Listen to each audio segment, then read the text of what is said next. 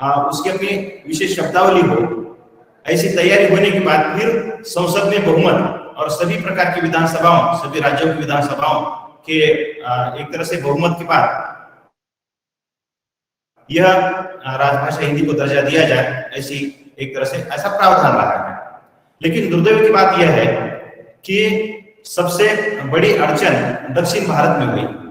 उसके कारण यानी कि उसके कारक जो है, उसके विरोध करने के दक्षिण भारत के जो कारण है वे बिल्कुल भाषाई तौर पर नहीं थे, बल्कि सामाजिक, सांस्कृतिक, धार्मिक और एक तरह से जो वर्ण व्यवस्था है, इस दृष्टि से भी एक तरह से इन कारणों की चर्चा की जा सकती है।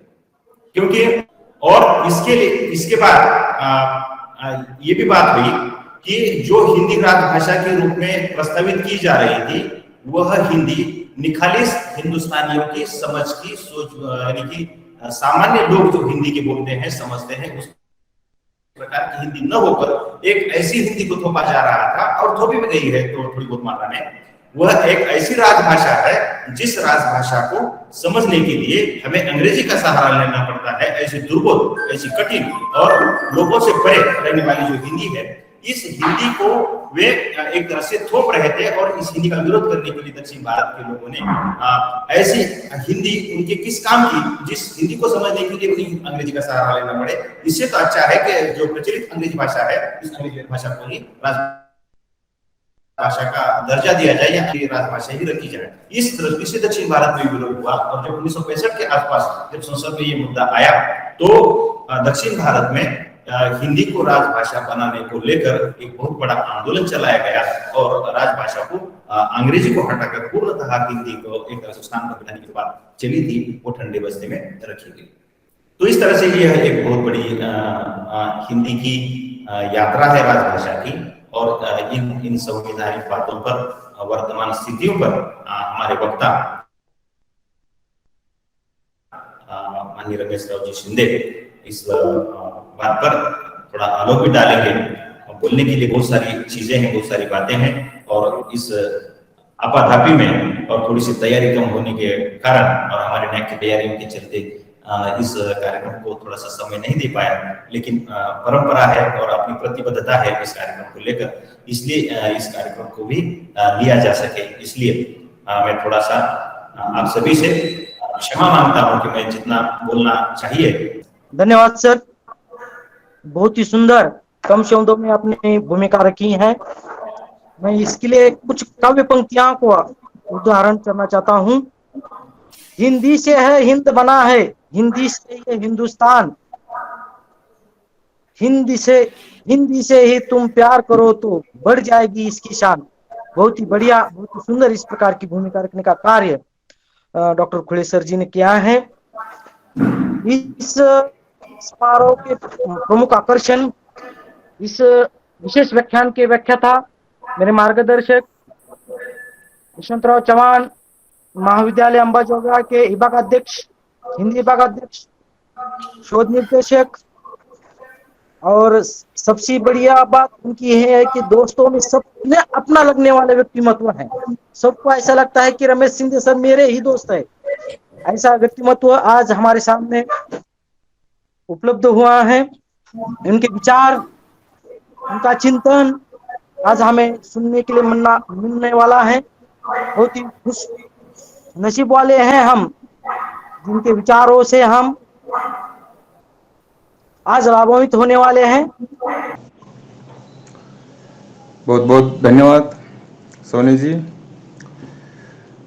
स्वर्गीय बाबूराव जी आलस्कर महाविद्यालय केज के प्रधानाचार्य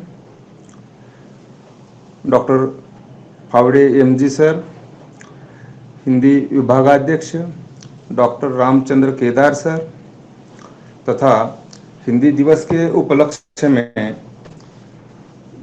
प्रस्तुत व्याख्यान आयोजित करने वाले मित्रवर डॉक्टर प्रकाश जी खुड़े सर, तथा आभासी मंच पर उपस्थित सभी मेरे मित्र तथा प्रिय छात्र छात्राओं को प्यार भरा नमस्कार। मित्रों, जैसा कि सर ने आपके सामने बात कही थी कि 14 सितंबर 1949 के दिन संविधान सभा में यह तय हो गया कि इतने विशाल और भौगोलिक दृष्टि से बड़े देश में भाषागत विविधता होते हुए भी भारत की प्रशासनिक भाषा हिंदी ही बनेगी। और हिंदी को लेकर आपको दिखाई देगा कि भारतीय संविधान में पहली बार यह प्रावधान किया गया कि भिन्न भाषा भाषिक व्यक्तियों के बीच भी भारतीय संघ के प्रशासन की भाषा हिंदी ही होगी। मित्रों, विश्व में अगर हम देखें तो दो ही राष्ट्र इस प्रकार से दिखाई देते हैं जिन राष्ट्रों के पास अनेक भाषाओं का प्रचलन है। एक स्विट्जरलैंड है और दूसरा भारत है। स्विट्जरलैंड में भी अनेक भाषाओं का प्रचलन है और भारत में भी आपको दिखाई देगा कि अनेक भाषाएं बोली जाती है। अनेक भाषाओं के पास अपना साहित्य है और व्यापक परंपरा भी है। मूल में आपको दिखाई देगा कि हम ये बड़ी आसानी के साथ समझ सकते हैं कि भाषा अपने आप में कुछ भी नहीं होती। भाषा में एक भावना और विचार भरने का काम व्यक्ति और समाज जीवन से जुड़ा हुआ आयाम दिखाई देता है। फिर भी इस प्रकार के विवाद जो रहे उसे हम थोड़ा सा अगर ऐतिहासिक परिप्रेक्ष्य से समझने का प्रयास करेंगे तब आपको बड़ी आसानी के साथ ये बात दिखाई देगी कि प्राचीन काल से लेकर राजभाषा को लेकर एक ओर सत्ताधारी पक्ष रहा है और दूसरी ओर जनता की भावना रही है। मूल में विदेशी आक्रमणकारियों के आक्रमण के साथ मात्र आपको दिखाई देगा कि भारत के पूंजी का हनन करने के लिए ये आक्रमण हुए हैं। लेकिन आक्रमणकारियों ने जब आक्रमण किए तो आक्रमण के साथ साथ आपको दिखाई देगा कि वे भारत के निवासी बने हैं और भारतीय समाज के साथ घुल मिल गए हैं। परिणाम स्वरूप आपको दिखाई देगा कि मात्र आक्रमणकारियों का उद्देश्य भले ही लूटमार का दिखाई देता हो, लेकिन लूटमार के साथ साथ यहाँ की राजगद्दी या यहाँ की शासन व्यवस्था उन्होंने ही चलाई हुई दिखाई देती है। व्यक्ति जब आपको दिखाई देगा कि किसी दूसरे राष्ट्र में पहुंचता है, भिन्न भाषा भाषिक व्यक्तियों के पास पहुंचता है, तो वह अकेला व्यक्ति नहीं जाता, उसके साथ उसकी अपनी भाषा जाती है और भाषा के माध्यम से आपको दिखाई देगा कि उसकी सभ्यता और संस्कृति भी पहुंचती है। यही बात आपको दिखाई देगा कि आक्रमणकारियों के साथ होती हुई दिखाई देती है। जनता की भाषा भले ही भारतीय भाषा हो, लेकिन विदेशी आक्रमणकारियों की भाषा ही यहाँ की प्रशासन की भाषा रही है। अर्थात जनता की भाषा कुछ और रही और प्रशासन की भाषा कुछ और रही। मूल में यही बात आपको दिखाई देगी। अंग्रेजों के आगमन के साथ साथ आपको दिखाई देगा कि अंग्रेजी भाषा भारत में आ गई। भाषा कोई बड़ी नहीं होती, भाषा कोई छोटी नहीं होती, भाषा तो अभिव्यक्ति का मात्र एक साधन होती है। और परिणाम स्वरूप आपको दिखाई देगा कि 150 वर्ष के प्रशासन से यहाँ की जनता भी अधीन हो गई है और परिणाम स्वरूप आपको दिखाई देगा कि उसी भाषा का प्रचलन दिखाई देता है। अब देखिए कि भिन्न भाषा भाषिक प्रदेश में कोई एक ऐसी भाषा जो सभी को वैचारिक सूत्र में और भावना के धरातल पर आपको दिखाई देगा कि सूत्र में बांधे रखे, ऐसे अगर कोई भाषा है तब आपको दिखाई देगा कि भारतीय स्वतंत्रता संग्राम हमारे सामने दिखाई देता है, भारत का आजादी आंदोलन हमारे सामने दिखाई देता है। भिन्न भाषा भाषिक व्यक्तियों के बीच आपको दिखाई देगा कि आपसी एक समन्वय निर्माण करने का या एक व्यापक राष्ट्रीय आंदोलन निर्माण करने का कार्य अगर मान लीजिए किस भाषा के माध्यम से हुआ है तो हिंदी भाषा के माध्यम से हुआ है। अर्थात हिंदी ने भारतीयता की पहचान हम सभी भारतीय नागरिकों के बीच निर्माण की है। राष्ट्रीय एकता हम जिसे कहते हैं वह एकता की भावना को बांधने का काम भी हिंदी ने ही किया है। अर्थात भिन्न भाषा भाषिक व्यक्ति भौगोलिक दृष्टि से आपको दिखाई देगा कि प्रत्येक प्रदेश की, प्रत्येक क्षेत्र की अपनी एक स्वतंत्र पहचान है और वह पहचान आपको दिखाई देगा कि राष्ट्रीय धरोहर बनती हुई दिखाई देती है। और उसका माध्यम क्या है, तो आपको दिखाई देगा कि हिंदी भाषा है। इसलिए भाषा भाषा ही होती है, वह भाषा अभिव्यक्ति का माध्यम ही होती है। और ये सब होने के बाद भी ये सबसे बड़ा एक चुनौतीपूर्ण आयाम हमारे सामने उजागर होता है कि आजादी के बाद भी क्या राजभाषा के रूप में पूर्ण भारतवर्ष में हिंदी का स्वागत हुआ है? प्रश्न है। मूल में संविधान निर्माण के समय संविधान के भाग 5 और भाग 6 में तथा भाग 17 में, जिसमें आपको दिखाई देगा कि संविधान की धारा 343 से लेकर 351 तक आपको दिखाई देगा कि राजभाषा को लेकर प्रावधान दिखाई देता है। भले ही संवैधानिक पक्ष है, लेकिन दूसरी ओर आपको दिखाई देगा कि जनता ने इसे स्वीकारा है। भाषाई विकास किस रूप में हुआ है? भारतीय संविधान में यह बात दर्ज दिखाई देती है कि हिंदी भाषा के प्रचार प्रसार का कार्य संघ सरकार का दायित्व है, संघ सरकार की जिम्मेदारी है। गैर हिंदी भाषिक प्रदेश में हिंदी के प्रचार प्रसार हेतु आपको दिखाई देगा सरकार आज भी काम करती हुई दिखाई देती है। दूसरी ओर आपको दिखाई देगा कि आजादी आंदोलन और आजादी आंदोलन के बाद आपको दिखाई देगा कि भारत की आजादी कगार पर है। दूसरी ओर आपको दिखाई देगा कि द्विराष्ट्र का सिद्धांत हमारे सामने निर्माण हो चुका है। और ऐसी स्थिति में आपको दिखाई देगा कि आजादी हमें प्राप्त हो चुकी है 1947 में, और 26 जनवरी 1950 के बाद आपको दिखाई देगा कि हमें हमारा संविधान प्राप्त हुआ है। 1950 के बाद आपको दिखाई देगा कि संघ सरकार के द्वारा सरकारी गतिविधियों के अनुसार राजभाषा कार्यान्वयन का काम संघ सरकार के द्वारा हुआ है। प्रश्न ये निर्माण होता है कि सरकारी प्रयास और गैर सरकारी प्रयास, विविध संस्थाओं का योगदान, और उसी के साथ आपको दिखाई देगा कि समय सापेक्ष बदलती हुई स्थितियां। मूल में आपको दिखाई देगा कि एक ओर भारत देश के भीतर अनेक भाषाओं के होते हुए जिसे एक सूत्र में बांधने का काम हिंदी ने किया है। वही बात आपको दिखाई देगा कि विश्व बाजार में वर्तमान में हिंदी मात्र भारतीयों की ही नहीं, तो हिंदी वाणिज्य व्यापार की आवश्यक भाषा बनी है। और इसी के प्रभाव स्वरूप आपको दिखाई देगा कि विश्व उसे आज स्वीकारता हुआ दिखाई देता है। अब रही एक और बात भारतीय संविधान में राजभाषा के रूप में उसके प्रावधान की, और दूसरी ओर आपको दिखाई देगा कि एक और हिंदी सिनेमा है जिसके माध्यम से आपको दिखाई देगा कि विश्व भर में हिंदी पहुंची है।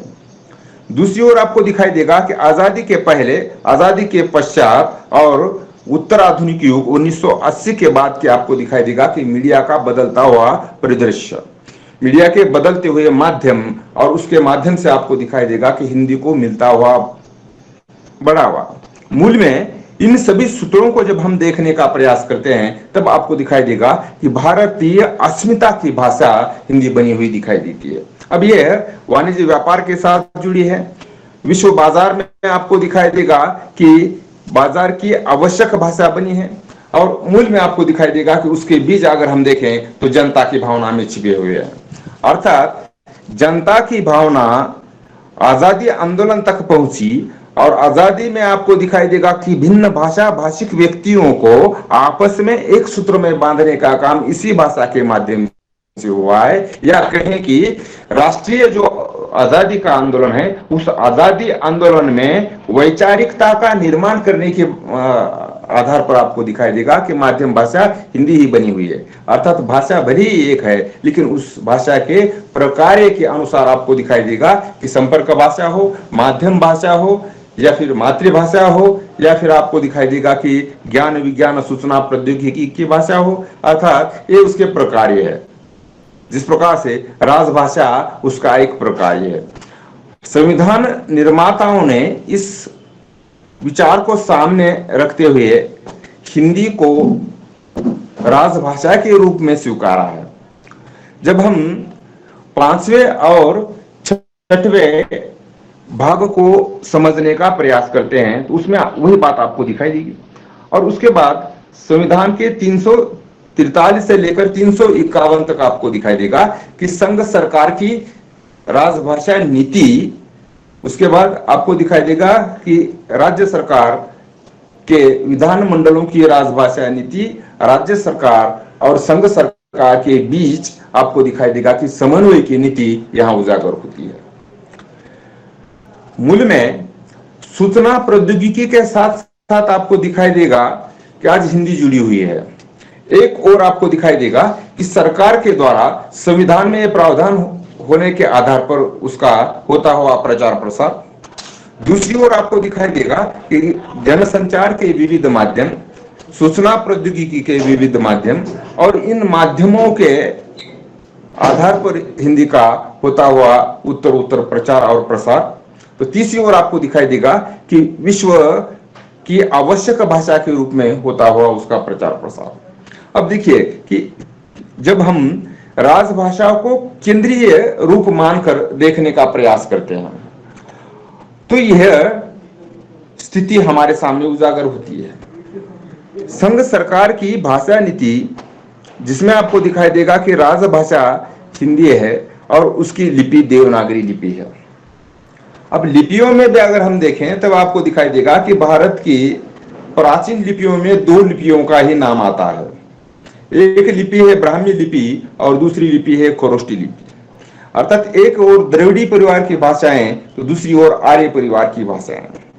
अर्थात एक और विषम श्रुतीय भाषाएं जिसे द्रविड़ी परिवार की भाषाएं हम कहते हैं तो दूसरी ओर आपको दिखाई देगा कि समान श्रुतीय भाषाएं, एक ही स्रोत से विकसित भाषाएं। परिणाम आपको दिखाई देगा कि हिंदी एक ऐसी माध्यम भाषा दिखाई देती है जो अनेक भाषाओं को अपने में समाकर सभी का विकास करती है।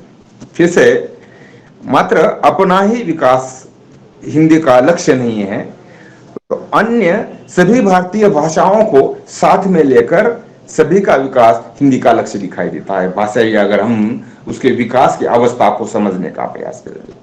और वर्तमान में आपको दिखाई देगा कि भारत एक विश्व बाजार है। भारत एक विश्व बाजार है। कोई भी वस्तु का निर्माता उस वस्तु के विक्रय की व्यवस्था पहले देखता है और उस विक्रय की व्यवस्था जिस प्रदेश में होती है उस प्रदेश की भाषा को आत्मसात करना उसकी आवश्यकता है। अब भारत अगर विश्व बाजार है तो विश्व के सभी प्रोडक्ट्स और भारतीय प्रोडक्ट्स एक और जब विदेश में पहुंच रहे हैं तो अपनी भाषा के शब्दों को लेकर पहुंच रहे हैं और विदेश के जब भारत में पहुंच रहे हैं तो आपको दिखाई देगा कि उनके लिए भी माध्यम भाषा हिंदी है। अर्थात उसका प्रचार और प्रसार समाज जीवन की आवश्यकता बनी है। जिस कारण ही आपको दिखाई देगा कि एक और धीमी गति से होते हुए सरकारी प्रयास, दूसरी ओर आपको दिखाई देगा कि वर्तमान के तेज गति से होते हुए विकास को स्वीकारते समय जनता के तेज गति से होते हुए आपको दिखाई देगा कि आत्मसातन की प्रक्रिया। अब देखिए दोनों अलग अलग प्रवाह दिखाई देंगे।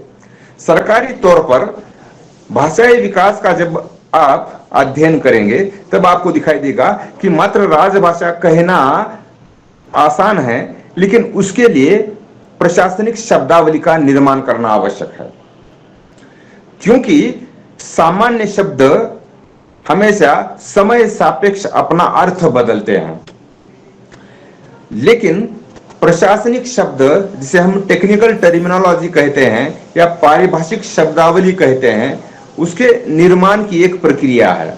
अब सामान्य शब्द के निर्माण की भी प्रक्रिया है, उसी रूप से उसके भी निर्माण की प्रक्रिया है। लेकिन जब प्रशासनिक शब्दावली सुनिश्चित की जाती है तो एक शब्द के भीतर एक ही संकल्पना, एक ही अर्थ को लेकर वह शब्द निर्माण किया जाता है। अर्थात वह कभी भी बहुअर्थक शब्द नहीं होते, अनेक अर्थी शब्द नहीं होते। सामान्य शब्द समय के साथ साथ अपना अर्थ विस्तार या अर्थ संकोच करता है। देखिए परिणाम क्या हुआ कि समय सापेक्ष बदलती हुई सामान्य जनता की भाषा अपनी आवश्यकता के अनुसार आपको दिखाई देगा कि अपना विकास करती हुई दिखाई देती है, और प्रशासनिक शब्दावली मात्र प्रशासन तक सीमित रहती हुई दिखाई देती है। अब जब दोनों एक ही माध्यम से प्रभावित होती है तब मान लीजिए कि उस भाषा के स्वतंत्र रूप से प्रचार प्रसार की आवश्यकता नहीं होती। और मुझे लगता है कि विश्व भाषा के रूप में जब हम हिंदी को देखते हैं तो यही प्रभाव आपको दिखाई देगा कि जनता का प्रभाव भी और प्रशासनिक आपको दिखाई देगा कि कार्य भी अब एक दूसरे के घुल मिल गए हैं। और यह घुल ना मिलना आपको दिखाई देगा कि हिंदी के उज्जवल भविष्य का संकेत देते हुए दिखाई देते हैं। इस कारण ही आपको दिखाई देगा कि अब विश्व में हिंदी के माध्यम से लोगों के अध्ययन की दिशा आकर्षित होती हुई दिखाई देती है। विश्व के अनेक विश्वविद्यालयों में आपको दिखाई देगा कि हिंदी अध्ययन अध्यापन की सुविधा हो रही है। अब प्रत्येक व्यक्ति, प्रत्येक राष्ट्र, प्रत्येक समाज का अपना एक परिणाम होता है कि विकास किसे कहें, है ना। एक और भौतिक विकास को ही विकास माना गया, और इतना भौतिक विकास होने के बाद भी विकास किसे कहना है, ये प्रश्न उन विकसित राष्ट्रों के सामने निर्माण हो गया, क्योंकि वैचारिक आपको दिखाई देगा कि संकीर्णता उनमें निर्माण हो गई, रिश्ते नाते समाप्त हो गए, और बिना रिश्तों के आपको दिखाई देगा कि व्यक्ति जीवन चलता रहा। विश्व के पिछले दशक की कुछ घटनाओं को आप देख लीजिए और उसके साहित्य पर प्रभाव को भी देख लीजिए। जब विश्व के इन घटनाओं को आप समझेंगे, साहित्य के प्रभाव को आप समझेंगे, तब आपको दिखाई देगा कि ऐसे कुछ प्रसंग दिखाई देते हैं जिन प्रसंगों में क्या विश्व के इन विकसित राष्ट्रों की मानवीयता मर चुकी है, प्रश्न है। इसलिए भाषा अपने आप में कुछ नहीं होती, भाषा एक संस्कार होती है। प्रशासन के संस्कार भी राजभाषा के माध्यम से होते हुए दिखाई देते हैं। अगर मान लीजिए कि प्रशासन जिनके माध्यम से चलाया जाता है वे कर्मचारीगण, अगर मान लीजिए कि जनता की भाषा हिंदी भाषा में वो प्रशासन चलाएंगे, और ये संस्कार अगर मान लीजिए कि हो जाते हैं, तो भाषाई प्रचार प्रसार स्वतंत्र रूप से मुझे नहीं लगता कि करने की आवश्यकता है। हमारे लिए एक सबसे बड़ा ये उत्सव है कि अपनी भाषा के माध्यम से, स्वभाषा के माध्यम से 14 सितंबर 1949 के बाद आपको दिखाई देगा कि प्रशासन चलाया जा रहा है। भाषाई प्रचार प्रसार आवश्यकता के अनुसार विविध संगठनों के द्वारा होता ही रहेगा, बाजार के प्रभाव से होता ही रहेगा, साहित्य के माध्यम से होता ही रहेगा, मीडिया के माध्यम से होता ही रहेगा, वाणिज्य व्यापार के माध्यम से होता ही रहेगा, विज्ञापन जो वाणिज्य व्यापार का अंग है उसके माध्यम से होता रहेगा, सिनेमा के द्वारा होता रहेगा। यह प्रचार प्रसार के आपको दिखाई देगा कि अलग अलग माध्यम है। लेकिन राजभाषा के उपयोक्ता सरकारी कर्मचारी भी अगर मान लीजिए कि इन संस्कारों को सामने रखते हुए जनता के साथ अपना व्यवहार करते हैं तो जनता के लिए सबसे बड़ा उत्सव का दिवस माना जाएगा। 14 सितंबर 1949 के बाद स्वभाषा को प्रशासन की भाषा के रूप में स्वीकारा गया, और उसे ही आपको दिखाई देगा कि भारतीय संविधान में संवैधानिक आधार प्राप्त हुआ है। हमारे अधिकार की भाषा हिंदी बनी है। संविधान में यह हमें अधिकार दिया है।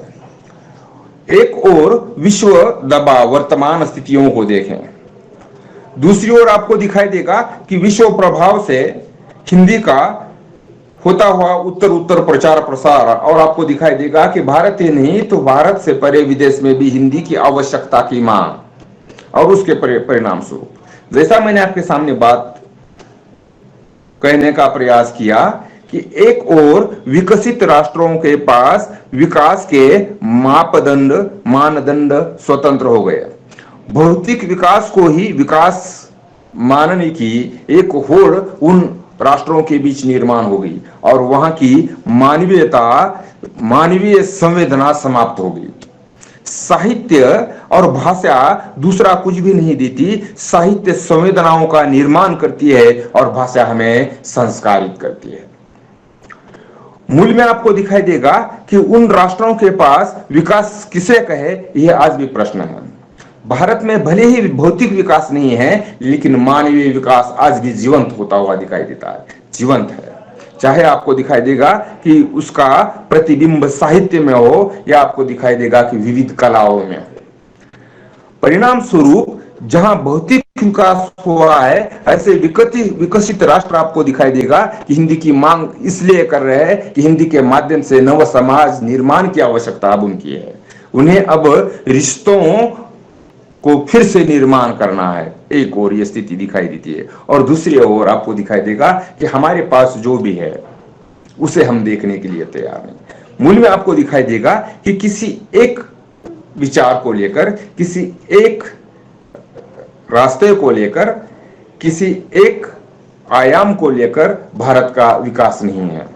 भारत का विकास बहुआयामी विकास है, और उस बहुआयामी विकास को अपने में समेटते हुए आपको दिखाई देगा कि हिंदी आगे बढ़ती हुई दिखाई देती है।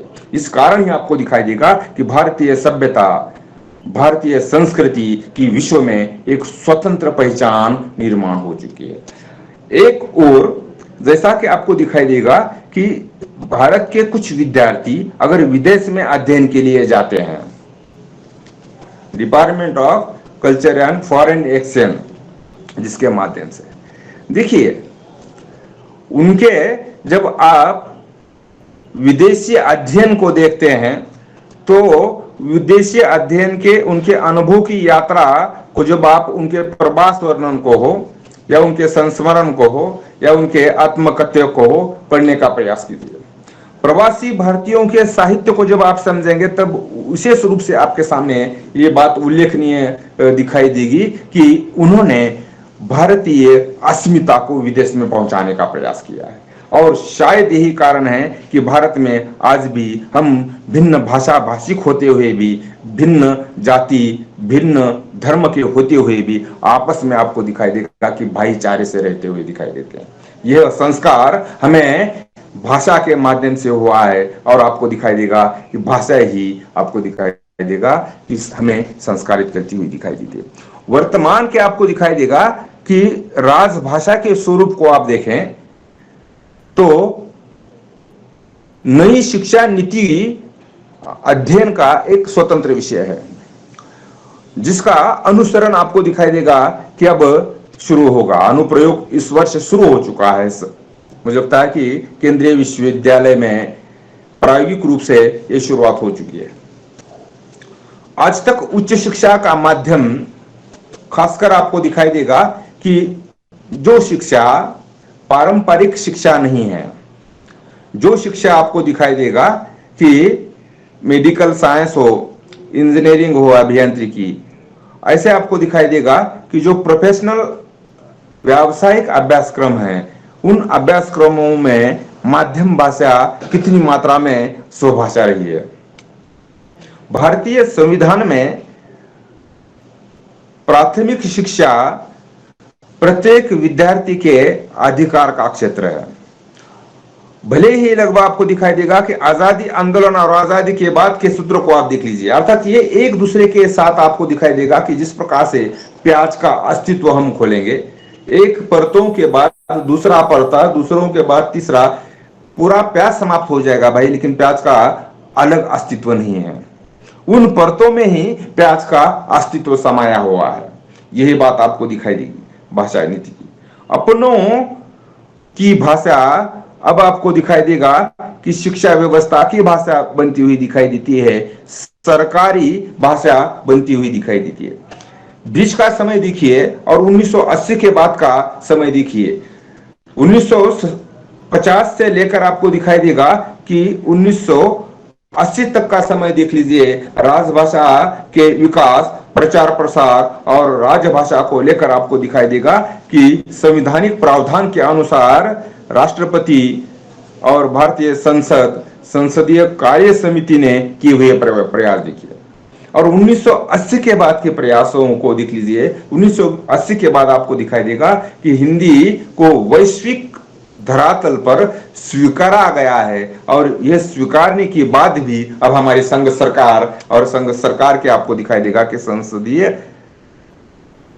राजभाषा भी स्वीकार रही है। देखिए ये अंतर है। इसलिए मैंने दो बातें आपके सामने रखी, एक और जनता की भाषा, जनता के रोजी रोटी की भाषा, जनता के रोजमर्रा की भाषा, सामान्य भाषा, और जनता के द्वारा आपको दिखाई देगा कि 14 सितंबर 1949 के दिन हमारी भाषा को भारतीय संविधान में स्वीकारा गया है। स्वशासन होगा, स्वराज्य होगा, और सरकार जो भी हमारे लिए नई योजनाएं हो या सरकार की जो भी नई नीति हो वो नीति अपनी भाषा में होगी। इस प्रकार से आपको दिखाई देगा कि एक भाषा का उत्सव 14 सितंबर 1949 के दिन से शुरू हो चुका है, और इस उत्सव में मुझे लगता है कि आज बाबूराव जी आड़सकर महाविद्यालय केज के द्वारा फिर से आपको दिखाई देगा कि उसे याद करने का प्रयास किया है।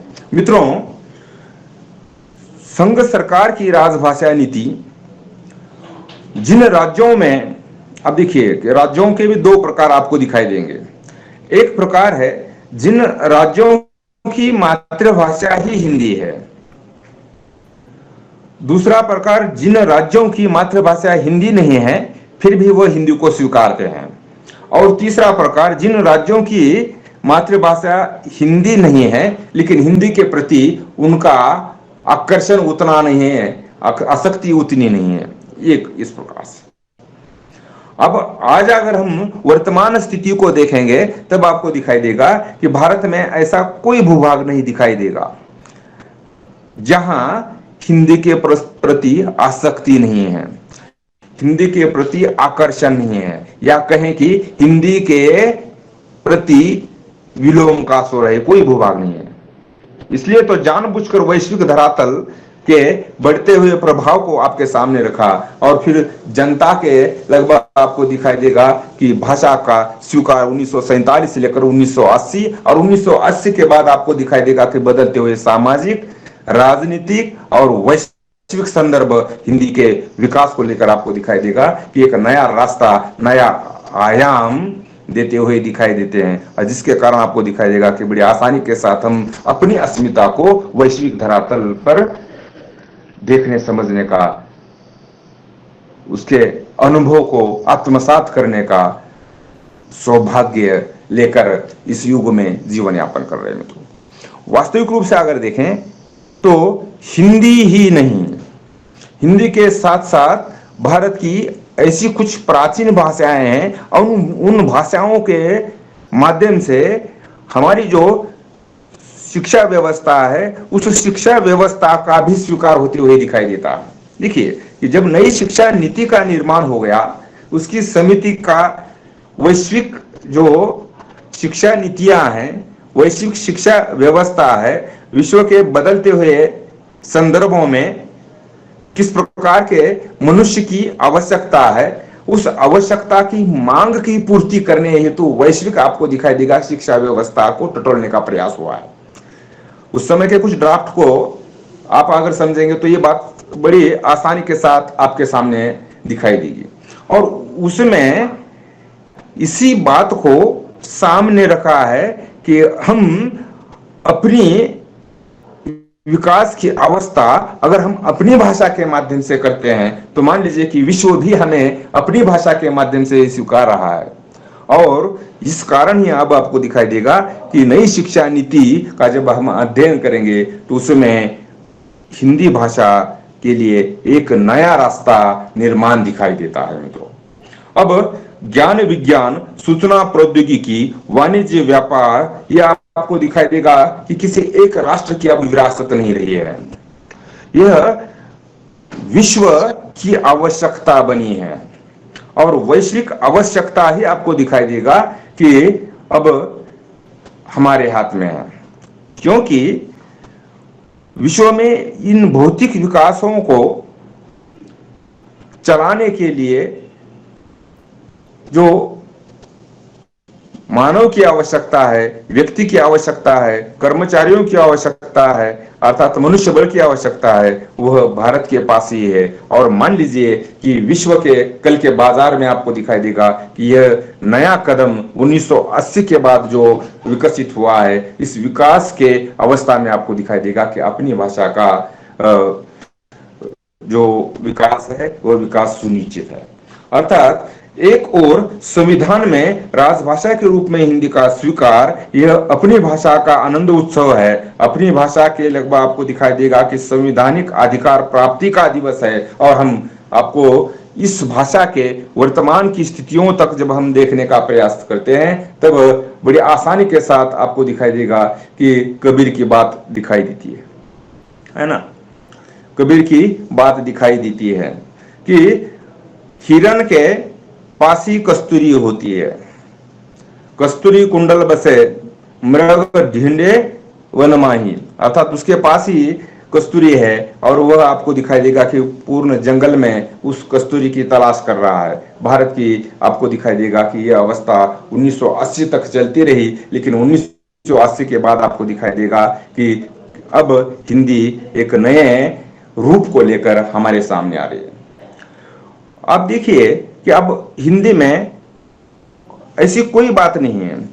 www.ildc.com पर जाकर देख लीजिए, भारतीय भाषा प्रौद्योगिकी संस्थान, जिसके माध्यम से भारतीय भाषाओं के प्रौद्योगिकी का विकास हो रहा है। भारतीय भाषाओं में पूर्ण रूप से तकनीकी प्रावधानों का विकास इस संघ सरकार के संस्थान के द्वारा होता है। वर्तमान में आपको दिखाई देगा कि राजभाषा की सहधर्मिणी भाषा के रूप में 22 भाषा को अधिकार प्राप्त है और उन 22 भाषाओं के तकनीकी विकास को लेकर, है ना, ये भारतीय भाषा प्रौद्योगिकी संस्थान कार्य करता हुआ दिखाई देता है। अर्थात अब ऐसा कोई नहीं क्षेत्र नहीं है जहां आपको दिखाई देगा कि हिंदी के लिए अवसर नहीं है।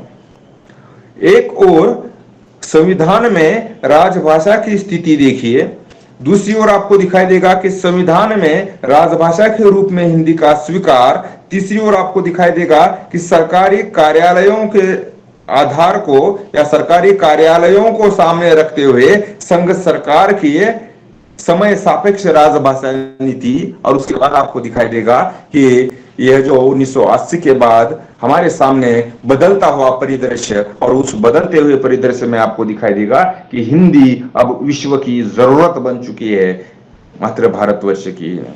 इसलिए मैंने शुरू में आपके सामने बात कही कि राष्ट्रीय अस्मिता की बात जब आती है, राष्ट्रीय अस्मिता की बात जब आती है, तो स्वभाषा अब 1980 के बाद आपको दिखाई देगा कि भारतीय अस्मिता पूरे विश्व में दर्शा रही है। अर्थात हिंदी का भविष्य कल का विश्व भाषा का सुनिश्चित है। अब भाषा प्रकार के अनुसार बदलती है।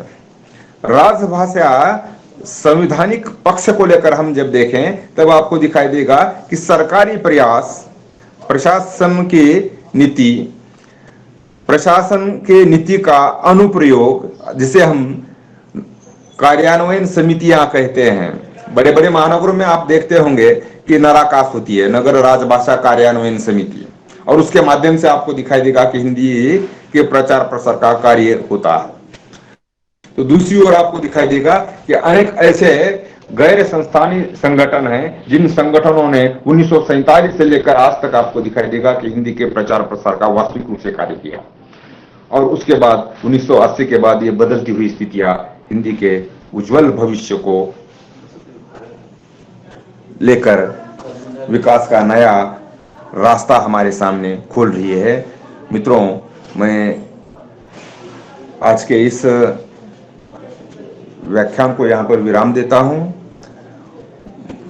बाबूराव आलस्कर महाविद्यालय के प्रधानाचार्य डॉक्टर फावड़े सर, विभागाध्यक्ष doctor Kedar sir, मित्रवर doctor Prakash ji Khude sir, doctor Savne sir ने मुझे आपके सामने 2 शब्द रखने का सुअवसर प्रदान किया। आप सभी के प्रति धन्यवाद ज्ञापित करता हूं और यहाँ पर अपनी बात को विराम देता हूं। बहुत बहुत धन्यवाद। धन्यवाद सर, बहुत ही सुंदर मधुर भाषा में अपने विचार रखे हैं। अपने विचारों से, चिंतनों से हम लाभान्वित हुए हैं, इसीलिए धन्यवाद। मैं कुछ काव्य पंक्तियां आपके बारे में कहना चाहता हूं। मैं वो भाषा हूं जिसमें तुम गाते हंसते हो, मैं वो भाषा हूं जिसमें तुम अपने सुख दुख रचते हो, मैं वो भाषा हूं जिसमें तुम सपनाते हो, अलसाते हो, मैं वो भाषा हूं जिसमें तुम अपनी कथा सुनाते हो, मैं वो भाषा हूं जिसमें तुम अपनी कथा सुनाते हो, मैं वो भाषा हूं जिसमें तुम जीवन साज पे संगत देते, मैं वो भाषा हूं जिसमें तुम भाव नदी का अमृत पीते हो। बहुत ही सुंदर इस प्रकार का व्याख्यान आपका रहा है। धन्यवाद सर। इसके बाद मैं अध्यक्ष समारोह और आभार के लिए प्राध्यापक डॉक्टर सुनील राउत सर से विनती करता हूं कि वो अध्यक्ष समारोह और आभार व्यक्त करें। माइक चालू करा sir. Thank you, sir. Thank you for giving me an opportunity to express vote of thanks. I know that this function is organized in my college. Hindi department is one of the most active departments in our college. And all of us, we are working under the guidance of our competent principal, Dr. Paudhe sir, Dr. Khule sir, Dr. Kedar sir. They are very keen to maintain the interest of our students community, and they are buying for their welfare at their